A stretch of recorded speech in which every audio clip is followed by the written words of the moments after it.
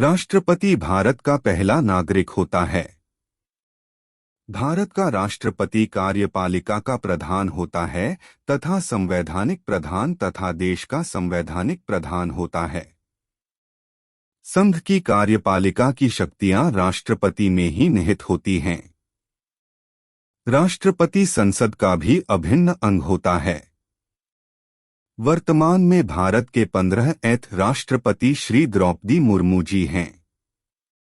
राष्ट्रपति से संबंधित अनुच्छेद 52 में यह प्रावधान किया गया है कि भारत का एक राष्ट्रपति होगा। अनुच्छेद 53 में यह व्यवस्था की गई है कि संघ की कार्यपालिका संबंधी शक्तियां भारत के राष्ट्रपति में निहित होगी। अनुच्छेद 54 में यह निर्धारित किया गया है राष्ट्रपति के निर्वाचक मंडल में कौन कौन शामिल होगा, जिसके बारे में आपको आगे जानकारी मिल जाएगी। अनुच्छेद 55 में राष्ट्रपति के निर्वाचन संबंधित पद्धति का उल्लेख किया गया है। अनुच्छेद 56 में राष्ट्रपति के कार्यकाल से संबंधित जानकारी प्रदान की गई है। राष्ट्रपति की योग्यता। भारत के राष्ट्रपति बनने के लिए किसी भी व्यक्ति में निर्णय योग्यताएं होना जरूरी है। भारत के राष्ट्रपति बनने के लिए भारतीय नागरिक होना जरूरी है। भारत का राष्ट्रपति बनने के लिए 35 वर्ष की आयु पूरी होना जरूरी है। राष्ट्रपति की अन्य योग्यताएं यह है, व्यक्ति किसी लोकसभा का सदस्य बनने की अपनी सभी योग्यताएं पूरी करता है। लोकसभा के सदस्यों की योग्यता जानने के लिए यहां क्लिक करें। चुनाव के समय किसी भी प्रकार का लाभ का पद धारण नहीं करता। आपको याद रखना है कि राष्ट्रपति और उपराष्ट्रपति या मंत्रिपरिषद का सदस्य के पद को लाभ के पद नहीं माना जाता है। राष्ट्रपति का निर्वाचन।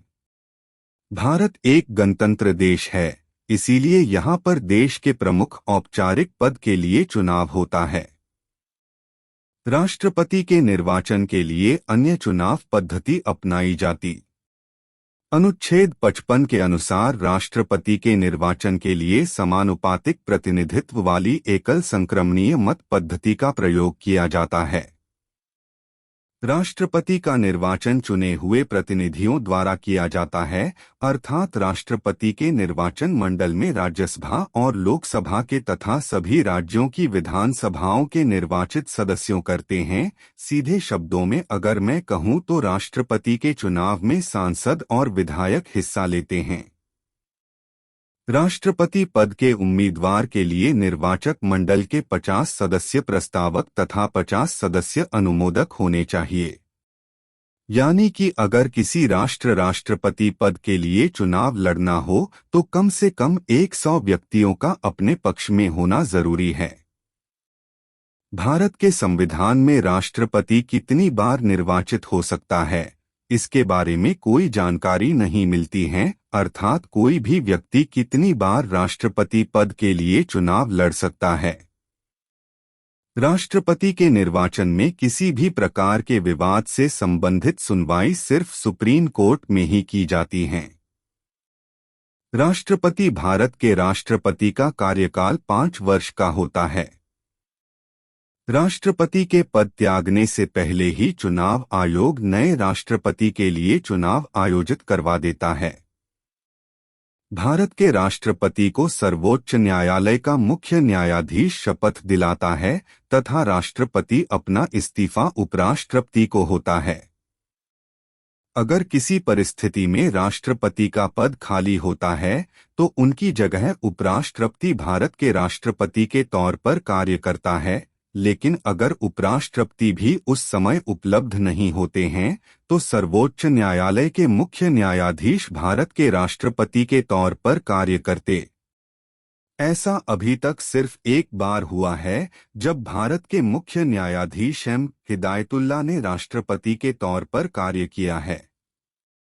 लेकिन इस समय में चुनाव आयोग की जिम्मेदारी होती है कि उसे 6 माह के अंदर नए व्यक्ति को राष्ट्रपति के तौर पर चुनाव करवाना होता है। राष्ट्रपति के वेतन और भत्ते। भारत के राष्ट्रपति का मासिक वेतन 5 लाख रुपए प्रतिमाह होता है। राष्ट्रपति के लिए 9 लाख रुपए वार्षिक पेंशन का उल्लेख किया गया है। भारत के राष्ट्रपति अधिकार।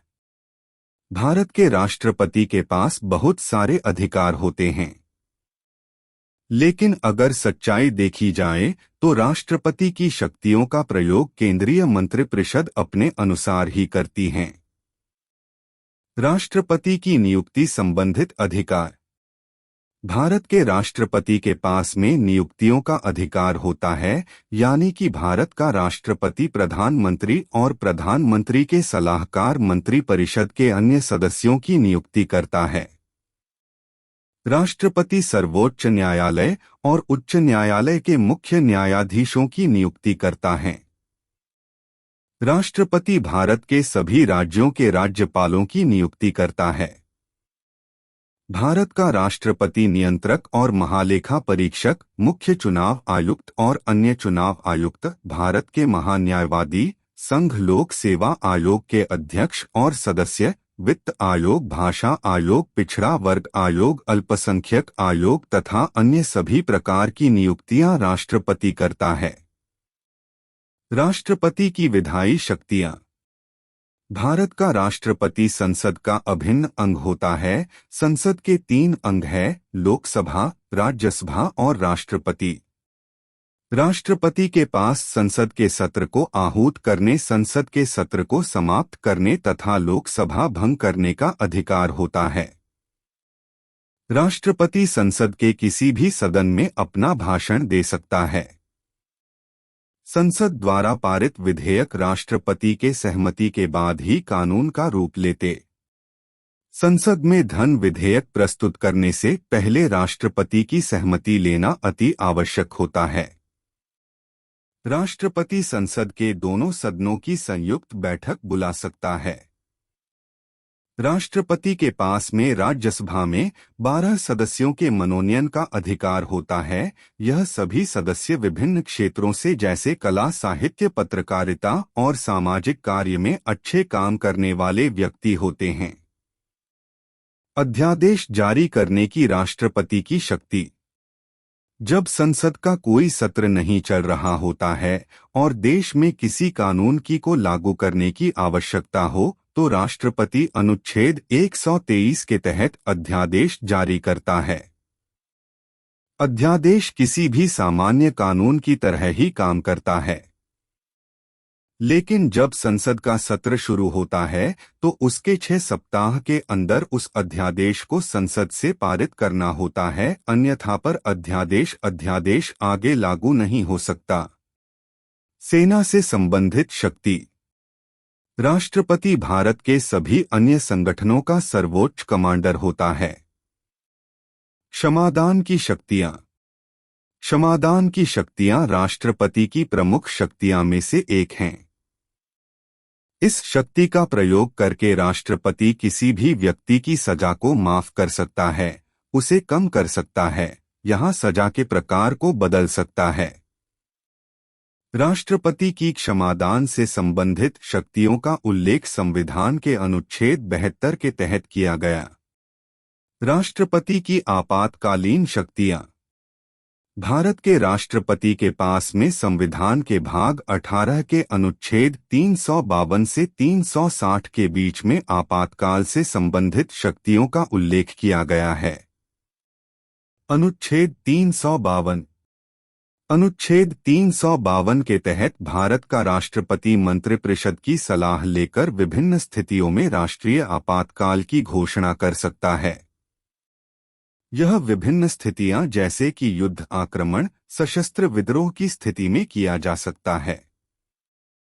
दोस्तों, आपको याद रखना है, अनुच्छेद 352 के तहत भारत में अभी तक 3 बार राष्ट्रीय आपातकाल की घोषणा की जा चुकी है। पहली बार 1962 में चीन के युद्ध के समय, दूसरी बार 1971 के भारत-पाकिस्तान युद्ध के समय तथा तीसरी बार 1975 में आंतरिक अशांति के कारण इंदिरा गांधी के समय राष्ट्रीय आपातकाल की घोषणा की गई थी। अनुच्छेद 356। संविधान के अनुच्छेद 356 के तहत प्रावधान किया गया है कि किसी भी राज्य में संवैधानिक तंत्र के विफल होने के कारण वहां पर राष्ट्रपति शासन लागू किया जा सकता है। अनुच्छेद 356 के का प्रयोग बहुत बार हो चुका है। जब राज्य में किसी भी एक दल को स्पष्ट बहुमत नहीं मिलता है और मुख्यमंत्री के कई दावेदार होते हैं, उस समय में केंद्र सरकार राष्ट्रपति शासन लागू कर सकती है। अनुच्छेद 360 भारतीय संविधान के अनुच्छेद 360 के तहत वित्तीय आपातकाल की घोषणा की गई है, जिसके अनुसार देश में राष्ट्रपति वित्तीय आपातकाल की घोषणा कर सकता है। भारत में अभी तक एक बार भी वित्तीय आपातकाल की घोषणा नहीं की गई है। विभिन्न राष्ट्रपतियों से संबंधित महत्वपूर्ण तथ्य। डॉ. राजेंद्र प्रसाद भारत के पहले राष्ट्रपति थे तथा वे लगातार 2 बार भारत के राष्ट्रपति रहे थे। राष्ट्रपति वीवी गिरी के निर्वाचन के समय दूसरे चक्र की मतगणना करनी पड़ी थी। भारत में नीलम संजीव रेड्डी एकमात्र राष्ट्रपति रहे जिनको जो एक बार चुनाव हार गए तथा दूसरी बार निर्विरोध चुने गए।